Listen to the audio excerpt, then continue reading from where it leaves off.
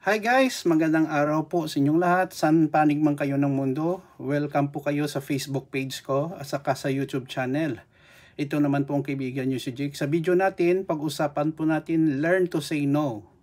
Hindi lahat ng bagay guys ay mag-yes po tayo sa ating kamag-anak, pamilya, kakilala, or ibang tao, or kaibigan. Bakit po guys? Based po yun sa aking karanasan, kung palagi lang tayo ng yes sa kanilang hinihiling at nagbibigay tayo palagi, hindi tayo pwedeng magtanggi, maabuso po tayo.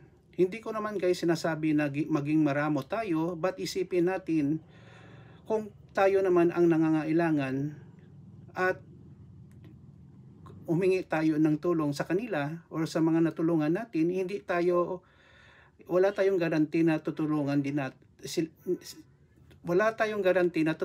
din sila tayo nila. Pasensya na po. So learn to say no, and then dapat po tulungan din natin sila na magkaroon ng sarili nilang kakayahan para makapaghanap po ng income or trabaho or magninegosyo. Ito po ay base lang sa aking mga experience bilang tao, na kung palagi lang tayo nag-yes sa kanilang hiling, humingi ng tulong, sa bandang huli guys, tayo naman po ang kawawa, no?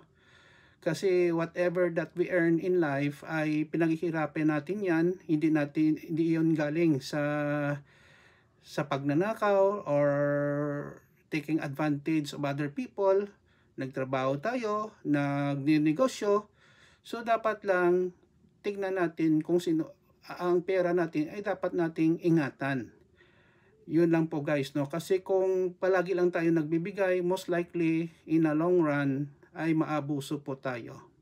Sana po may napulot po kayong aral sa ating lesson for today. Learn to say no. Hindi lahat ng panahon ay malusog tayo, may kakayahan tayo maghanap ng pera.